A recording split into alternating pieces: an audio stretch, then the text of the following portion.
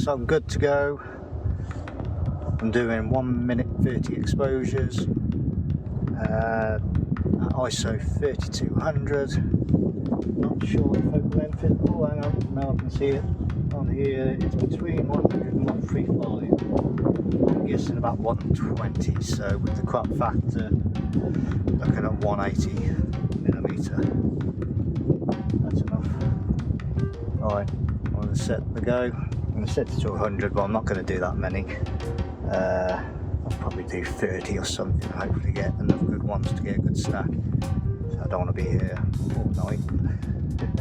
Right, let's get started.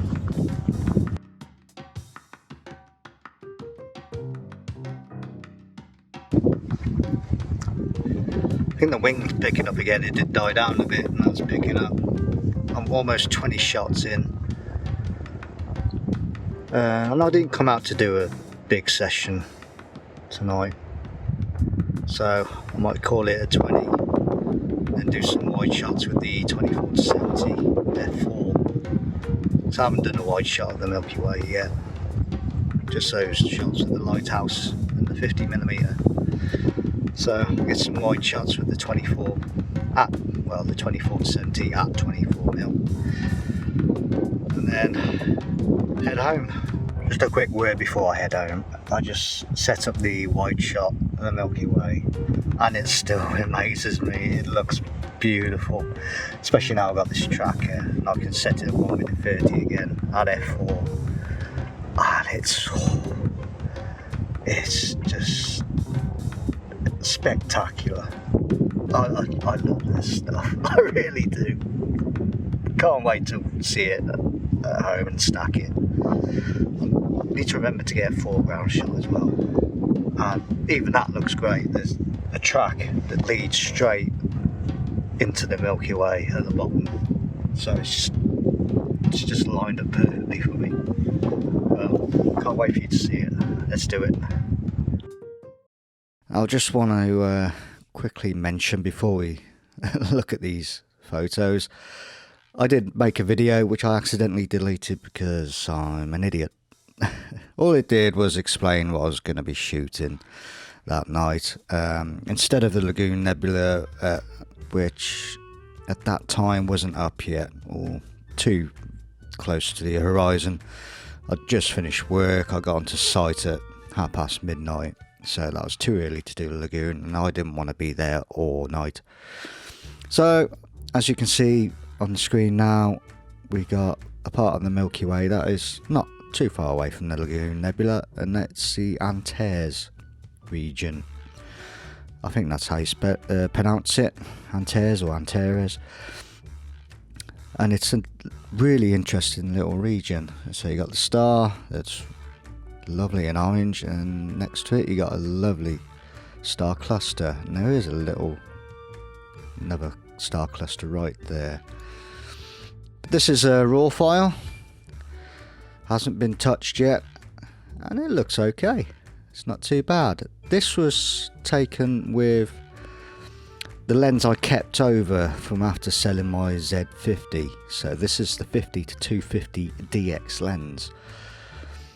I had it set to, well, we can see on the screen there, it's 115mm. So I thought it, on site I thought it was around 120, so not far off. So nearly 180mm equivalent. And we can see, due to the crop factor, our photo size. So we are, what's that, about 2.5 times 4, 8, yeah, 10 megapixel. So yeah, I'm losing a lot of my pixels on the Z6. So I have decided to sell this lens and get a full frame telephoto lens at some point. I still haven't decided on what I'm going to get yet. Alright, let's get on to it. So how many of these did I take? So I got 19 of these photos. Say I wasn't planning there to be there all night. If I was doing this properly, I'd take a lot more than 19. But what we do now, see how good our tracking is. So this is 100%. That's all you need to go to, and just look for movement in the stars. they look pretty round to me. I would say that's very okay. So using my arrow keys, and what I do, if there is a photo that you want to reject, you press X and that flags the photo, and then you can just delete all the flagged photos. Right, so let's go through each one and then we can stack them. Well, it looks like I did a very good job of polar aligning that night. All 19 of those photos are pretty good. Before we go to the Milky Way shots, let's quickly stack this, quickly process it and see what we get. Onto Deep Sky Stacker. Actually, can you drag and drop? I've never tried it. Let's grab them. Yes, you can. So there's my 19 shots. Light frames. Bippity boppity boo. Already ticked for me. Let's register. I haven't taken any lights. As I said, I didn't want to be there all night. And I do know that there's heavy vignetting on this lens. So yeah, expect vignetting. Yeah, I don't tend to take darks and biases, to be honest. I don't feel I need it with these Z cameras. I think lights are far more important. So 113 stars detected, that's absolutely enough. You want about 100 at least. Okay, that. Usually you can just okay the default settings and let it do its job. My PC's not too bad spec wise, even though it is getting a little bit dated, but it still does the job. It's an AMD Ryzen 2700 and NVIDIA 1080 Ti, 16 gig of RAM. Yeah, it does pretty well. Right, here we go. It's our stacked image. What I do is save. Even though it does do an auto save, I do still save the picture to file and just call it stack. If you didn't hear that, that was the postman. Okay, now we can open that stack in Photoshop. Now, this isn't really going to be an in-depth tutorial because my Photoshop skills are still very beginner-like. So I can show you a quick stretch, but I'm not going to do the full processing. So let's get to it. First, I want to put this the right way up. Alright, so it's Control L, get the layer, get the levels. Now a stretch. Yeah. Normally I'd make a duplicate of the background, but very distinct 3 peaks there. Let's crop it. Addly doodly do. Alrighty then. Stretch some more. Now I think we need to get these levels in line, so let's have a look. Red. No, red's fine. You can see the colours up here, so get them roughly aligned. Getting a little bit of detail now, some gases. So I think what I'll do here, we'll start doing some curves. Let's do a curve. And pick a dark area. Oh, there we go. Now that just suddenly popped. Absolutely, yes. Now you can definitely see some detail. And what I like to do is use, which one is it? Filter. The camera raw filter. I do like using this. Dehaze I do like, but we don't want to lose any of that gas. And clarity, just a tad. Detail, let's see, let's add a little zoom. Well, so that's 100%. This is where that DX lens just falls off, unfortunately. Let's get rid of some of the colour noise. about there. Just do a little noise reduction. I feel that's okay. Yeah, we got some greens in there I don't want. Colour mixer, is it?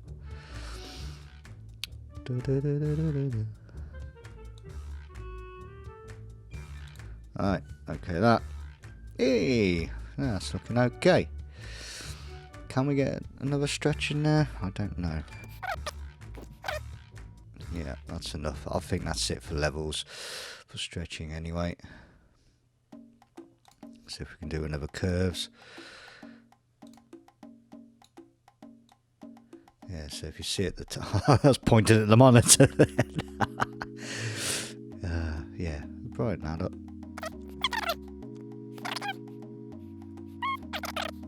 Yeah, I think I like that. Opacity down a bit. Let's just see. That's the opposite of what I wanted.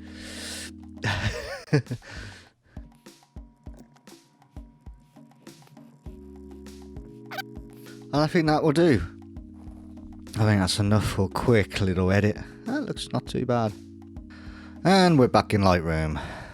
Alright, let's go to the Milky Way shot. So here's a raw file. And I didn't do many, I only did 9 of these. So that's a single exposure. Again, I set it at 90 seconds, so it says 88 there. That's at 24mm. ISO 3200, f4. And you can see the file size is a lot bigger because now I'm in full frame mode. So yeah, that already looks pretty good. Stars around. We go to the corners and it looks pretty good. No well, a little bit of coma here. I think there's slight purple fringing. I'm wide open. So yeah, that looks pretty good. And let's have a look at the others. And you see the Earth rotating or the sky moving, whichever. So let's zoom in and have a look at these 9. Make sure they're all good. Yeah, they all look nice and round to me. And there is the Lagoon Nebula. Then we got the Swan and the Eagle. And yeah, I was experimenting getting the lighting on the foreground. So I opened up the aperture, or closed it rather, to f8. But say I'm not going to do a tutorial on putting the foreground on because I'm struggling with it myself. I've got to look at some tutorials on YouTube and see how to do it. So we'll just be concentrating on the sky, and then at the end of the video I'll pull up a semi-finished photo. I've got a lot of work to do, figure out how to do it. So I'm learning as well. So I've got Secretor open, I've double clicked on start images, so these are your light frames, your actual photos, and there we are. Now, base image. I want the first one to be the base image. Right, we don't want this full area, so now we want to mask, and let's select the sky. I'm not going to be overly picky about this, so it's just for this quick video. Let's go for that. No noise images, no vignetting images. So those would be your darks and biases. Vignetting would be your light frame, flat frames rather.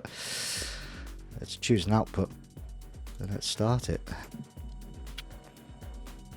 And that's done. That was 18 seconds. There we are again, back in Photoshop. So let's get this sky. You can clearly see the Milky Way already, but it's just far too bright. And then we can look at the levels. So obviously this is going to look a bit different to your standard star only shots. So I think this first bump here is the foreground. So let's see what happens. Now we can see the vignetting clearly. Really should take light frames when you're doing this kind of thing. Let's try it there. I think we'll be using curves more than stretching this time. Yeah, let's leave it there. Let's do curves. And what I like about this, you can actually choose colours you want to bring down or bring up. So let's try here. I'm just experimenting. Yeah, down a bit. Let's bring this area up. Probably too much. Okay, let's flatten that. Oh, undo that. That wasn't intentional. Control Alt Shift E flattens your image. It keeps the other layers, which I like to do. I know some people just completely flatten it, so it's completely destroyed your file. Everyone's different, so that's already looking pretty great, but I think we can get some more contrast out of that. Let's do another curves.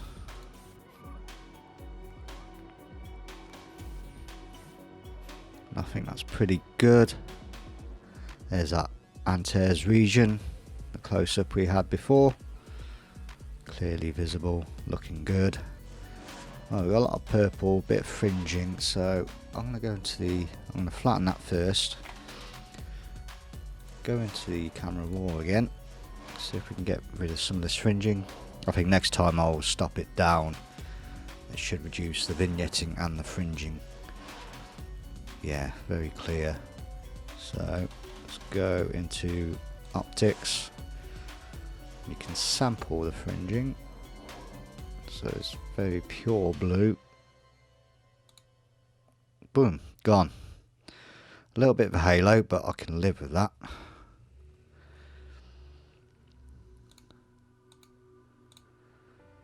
Ah, it's much better, much better.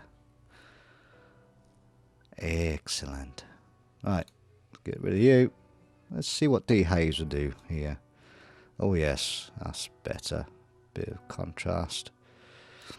Clarity, will that do anything? Oh yes, here we go. Here we go. Now we're popping. So you don't want to go. You can't. Is that too much all the way? That might be too much. I don't know. It looks good. See, a lot of this is subjective, so this is down to your own personal preference. I don't want it too sharp, too clear. I'll bring it. This would be funny texture. It's pretty much just sharpening. Oh yeah, that's nasty. Yeah, it's far too much. So I want to bring that back to 0. I don't need to touch that. So just look at the sky. We got. I'm actually this. It's so colourful, but I'm not sure what this light is down here, because you're pretty much looking, when you're looking over that edge, you're looking towards France. So unless France is glowing up like that and the camera's picking up, is that too much? Is that too much? If I denoise it a bit, I think it will tone that down a bit. So let's give it a little bit of denoise. There's not, if any, colour noise at all. So let's go to detail. Will that make any difference? Ooh. Yeah, that's doing something weird around these stars. I'm not. So no, none of that. Just a bit of noise reduction. Smooth it out a bit. Lovely. I'm liking that. I'm liking that. Yeah, you get natural vignetting of the lens, but I actually quite like that. It draws the focus in, so I think that's actually okay. So let's open up a foreground shot. Let's get the brightest one, which I think's that.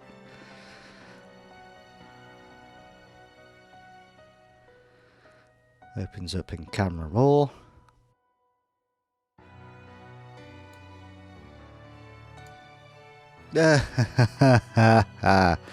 Gotcha. I found it. Okay, that took too long, but there we go. So yeah, this is a very rough edit, so there's a lot of tidying up to do, but you get what's going on.